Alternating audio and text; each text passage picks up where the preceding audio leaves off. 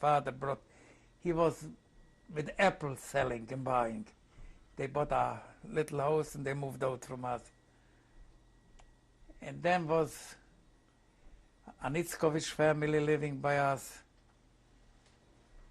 And then was, I don't remember his name, he was a photographer. He has here a son now. He works on the Burs, how to say, the money. Bursa? What? A bursa? Bursa? Don't hear it. Bursa? And the money market. You see, he works. He sells stocks with me, I don't know. In the stock market? Right, right. But he works in a company where they sell it and buy it. What they call their name? Red-faced. Where was your house located? In what part of town? In the middle of the town. And how many rooms did you have? We had 4 rooms, a kitchen, and when you walk in, like we called it a Vorzimmer, an entrance room. From this room, you could go on every side. And every room was beds because she needs it for the guest. Where did you sleep? What? Where did you sleep? Now, when it wasn't too full, we slept regular. But when it was very full, you really want to know. In the kitchen, we had 1 bed. There was sleeping the maid all the time. When it was filled up, in this bed was sleeping my mother and sister. We had a bed we cannot roll in. I don't know how to call it. A folding bed. There was sleeping my father, my stepfather, on this folding bed. Near to him, we didn't have mattresses like we have now. The mattresses ours was with straw. Like this, not with straw was filled up. On the floor, the maid put up near my stepfather. And we had a big stove where the oven was also. I was sleeping in a mattress like this oven. All 5 we slept in the kitchen. Not every time, when it was loaded. Do you remember your address? What? Your address. Where you lived, the address of your house. Yeah, 525, no, 526, the Kossuth gas. Kossuth was once the king from Hungary. And this state, even by the Czechs, it was called the same thing. 526 Kossuth Street. Who were your neighbors? And one side lived a schister. You know what a schister is? A shoemaker. Wolf Hersch Farkas. And the other side lived a Hungarian. His name was Toric. Toric. There lived a Jew, very few, because the whole town was only about 280 Jewish families. They lived here a few, there a few. How did you get along with your neighbors? I want to tell you, during by the Hungarians, I was a small baby. But when I grew up, I didn't have problems with them. And on the Czechs, everything was okay. I told you the story, the Scheiges, he hit me. You want me to tell it now? Okay. This was already when the Hungarians came in. We'll tell it then. Oh, Okay. that's what I'm asking you. We'll tell it. But I wouldn't like to forget this. It's very... We won't. See. Did you have any relatives living nearby, like grandparents or Yeah. uncles? Who My are father's parents lived not far from us. The 3rd house from us about. they? What were their names? Their grandfather was Pinchas Rosenrauch. In Hungarian they called him Pinkas. Pinchas Rosenrauch. And the Baba was called, you know what the Baba is? Heine. Heine. Did you have any aunts and uncles? What? Any aunts and uncles or cousins? Yeah, sure. I had in our town living. The other picture with my father there, Moshe. He lived in Tage. He had 3 kids, if I remember well. And then one was David. He has at least 8 kids. One daughter is here. She had a brother also, but he died a few years ago. And then we had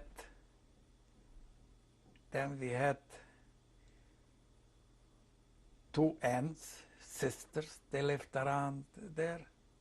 The third daughter lived in Budapest. She got married. She was also gone in the Were these your father's relatives? yeah, all my father's relatives. Do you remember their names? The other brothers, one was David, one was Yechiel. I remember all of them, the names. He was 8 brothers. You want all of them? My father was Yaakov Koppel. The second one was Moshe. Then was Yechiel, then was David, then was Yosef, then was Dov Ber, Chaim Srul, Avrum Burach, and the 3 daughters, Chaya, Golda, and Gittel. 11 kids. Did your mother have relatives in that town? Not in our town. Yes, she had a daughter. There is also something to tell about the daughter. You will leave it after. A daughter lived by us in town. She has 3 sisters in this vicinity, in our county, not far from us. We'll continue on the next tape. What? We'll continue on the next tape. 16th, 1997, I'm interviewing Moshe Rosenrauch. You were talking about your parents' relatives in the town. You were mentioning that your mother had some relatives in the town. Yeah. A sister's daughter lived by us in town. But in our vicinity, she has 3 sisters. One died very early. They lived in our county. They was all married, they had kids. A few I remember, a few not. Who were you closest to? What? Who were you closest to of the family? Closest? Yeah, who did you have a close relationship with? The closest relationship, I told you, I was cut off from my father's family. But when I went to the yeshiva, to Hust, I have him here, I think I have him here in the picture. My youngest brother from my father was working there in a store. And there I was out from the home and he was out, so there we got, and except that, we was together in working camp. After the working camp, we lived in Israel in the same, one door to the other. What is his name? Avrum Burach. Katz. He was Katz. This is another story. Why was he Katz? I'm Rosenrauch. He has to be sure Rosenrauch. When the Hungarians came in, you had to prove you're a Hungarian citizen. How can you prove it was 20 years Czechoslovakia that you have Hungarian citizen? So they started to bother. Because my grandfather came from Poland, he couldn't have Hungarian citizenship. So all his kids threw away the Rosenrauch name and accepted the mother's name, Katz. Only I, because I was in working camp, nobody bothered me with the citizenship. I stayed Rosenrauch. But almost the whole family left the Rosenrauch name, and this was Katz. You understand what I'm saying? Was your family religious? Your mother and stepfather? My mother, you wouldn't believe it. Tell me. My stepfather also. Tell me about the religion. She wouldn't miss Saturday to go in shul for no money. And for example, Tisha B'Av, you know what Tisha B'Av is? Explain it. When they burn down the temple, and this day we fast. We don't eat this day. Then regular we read a certain from the prophets. I can show it to you. But in this day my mother wasn't going to shul. I was going, my stepfather. She called in the neighbor woman and she was reading him this, what we read in the shul. We called it Aichu. From this prophet, I can show it if you want. I'll take it and show it where it is. She was reading the woman around the Aichu by her house. We went to shul to listen to it, but she made it there. Religious. If you asked me already, I was wearing a black hat. You saw there? Then it started to be modern, a black hat, but bent down. Mine is not bent down if you saw it. So I was already I stopped from the yeshiva. I started to be a little more modern. I told my mother, Ma, I want a hat, a black, but I can bend it down. No, not in my life. But I was already then a big boy. I ordered a suit. She paid for it, but I ordered a suit, but we wasn't buying fixed suits. We was went to a tailor, we brought him this material, and so she ordered me a suit, so I took with a few inches more material, and I made him to make me a cap from the same material. And he made me, brought him a suit and had a nice cap. And I started to beg for my mother, I want a black hat, I want a black hat like this. No. When it came Rosh Hashanah, you know what Rosh Hashanah is, before we went to shul, I told my mother, you didn't want me to buy this hat, I will go now in shul with this cap for the tailor. You will not do that. Mother, I will do it. I asked you the whole summer, you didn't agree. And she didn't say nothing.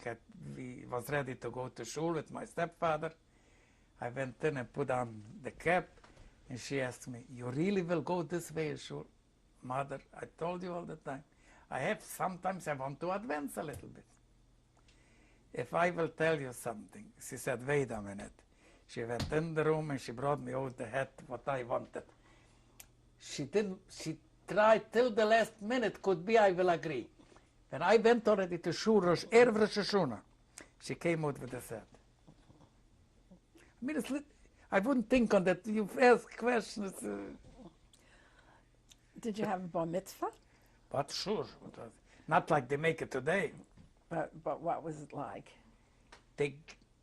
I told you how we had the rooms. An entrance room, warum here. But the bar mitzvah, all doors was open, and she served of all the tables. I read the Torah, and I read Mafter. What? It wasn't bar mitzvahs like they make here in the restaurants, I don't know where, in the house. What holiday would you like to tell us about? What Jewish holiday? Every holiday, not every holiday is the same. Well, what one? The most strict is Yom Kippur. You can't eat, you can do nothing. This is the most strict Jewish holiday. If somebody don't observe already Yom Kippur, then there are other holidays, Sukkot, Pesach. You're allowed to cook, you're allowed to eat, you can walk around. Yom Kippur, no eating, no cooking, no nothing. What was your reaction to Yom Kippur? I want to tell you, if you grew up in something like this, is why you are, I would tell it in Yiddish, I don't know in English. In Yiddish they say, selbstverständlich. It cannot other be, we grew up with this. What was your favorite holiday? What? Your favorite holiday? I liked all of them. I can say favorite. For young people like me, it was better than other holidays. You can walk around. Yom Kippur, you have to sit from the morning till the evening in shul and pray.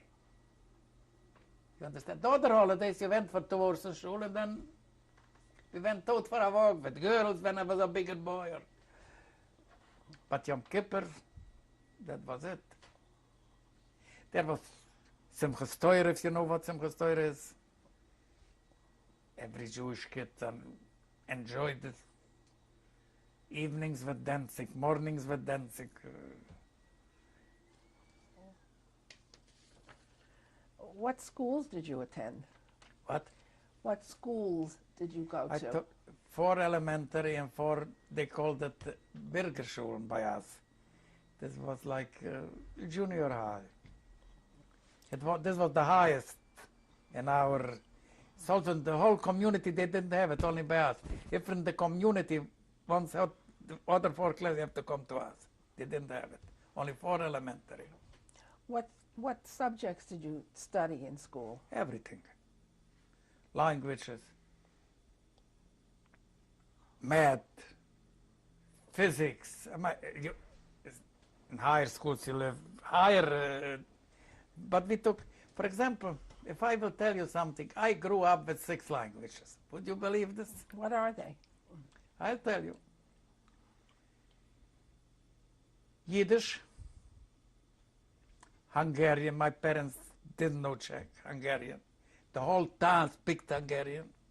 In school, they teach us Czech. How much I said before? Jewish, Hungarian. And in school, they teach us. Czech was the main language.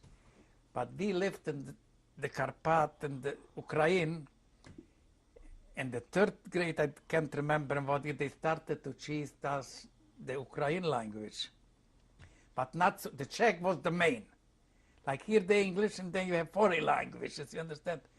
So they started to teach us the Ukrainian language. I think it was already in the 5th grade or in the 6th, we had to take a foreign language. But it wasn't like here you take what you want. It was German. I can tell you the first thing what we learned, and the first, I don't know what to say it, written, O Tenenbaum, wie treibst in deine Blätter. German I talk even more today than Czech, but I went to school. This was 4, right? Then, in Haider, we learned Yiddish and Hebrew. We grew up with the languages, and I'll tell you something. I lost a few languages all the way. Czech and Ukrainian is gone. German, I kill you. Hungarian, I talk well. Yiddish and Hebrew, I talk well. But the main language that we taught in school, I taught the Czech language the last time in 47 when we left after the wedding. And the Ukrainian, I talked the last time when they took me in working camp, in 39. From 40 till now, not to talk something is... What happened that you lost the language? Didn't talk it. Okay. You mentioned that you went to yeshiva. Right. Yeah. Was the yeshiva in your town? Till I went to school, it was in Bayas and town, a little yeshiva. But later I left the town. I went to Hust. I was a student, but the most famous rabbi in that time, you will not know it, Rabbi Yosef Tzvidushinsky. He later left for Palestine. His son is today the chief rabbi in Jerusalem. When I was there a student, this rabbi in Jerusalem was, I was about 14 years old, he was about 7. He is today the main. Then I left for Slotvena. Where is that? It's also there in our vicinity. There I was full 5 years in yeshiva. About the age of 20, I was in yeshivas. Then I stopped. How did you travel to these other cities? I was sitting there it's not country, it's the same, this is near us. It's the same country, So- Czechoslovakia. No, but you lived in other cities and you're... Another city, yeah, but no, with train. You would go from home? No, I was living there. In the beginning of the semester, I went there with train, and at the end of the semester, I came home with train. Where were you But living? I was living there. Where were you living? Today, the yeshivas and schools or colleges, they have dormitories. We didn't have that in that time. But you had to live. Regularly, it was made this way. 4 bucherim. You know what a bucher is? Explain it. A bucher is a young man, he went to yeshiva like me. Before like us, we rented by a family a room with 2 beds. Two boys and 1 bed. There were we living all the time. In this room, we was studying there. We went only in the yeshiva to the rabbi when he gave a speech or something. Otherwise, we was where were we eating? This is more. I don't know if you know about that. We was eating by families, strange families. I went in, Golda, you will give me Sunday to eat. She said yes or no, but if she gave me, for the whole semester, I was eating there Sunday. Then I went to Shloima. Would you give me Monday? He said, yeah, then I have a Monday for the whole semester. So all the days was, when I was already a bigger boy, you understand what I'm saying? When I was already a bigger boy, you know, to go to strange houses to eat a breakfast, it wasn't so. I told my mother, listen, if you want me to continue yeshiva, we had a mensa, we called it a mensa. This was a kitchen from the yeshiva, 5 days a week, very cheap. Cheap. I don't want to go further to eat in the houses. You have to pay me the mensa. Okay. So 5 days a week, I was eating in the Friday, Saturday wasn't mensa. Friday, Saturday, I had to see like I was before all the days of Friday. I find that. There we was eating. When you heard about the Satmar Rebbe? Yeah. My rabbi was today Satmar Rebbe's brother-in-law. What was his name? My rabbi is Bazik Halberstam. Slot van der Roof. The first one was Dushinsky, it was the most famous rabbi then in Czechoslovakia. When you completed all your schooling, did you do any work? When I finished the yeshiva, when I came home, I started to use the home a little bit. I was all, you know, a bocher is down, pressed. I couldn't go nowhere. I was at 2 years, I was fooling around, like they say it in English. Then I started to work in a clothing store. Not too much, a few years. David Weiss Jr. And then, after I finished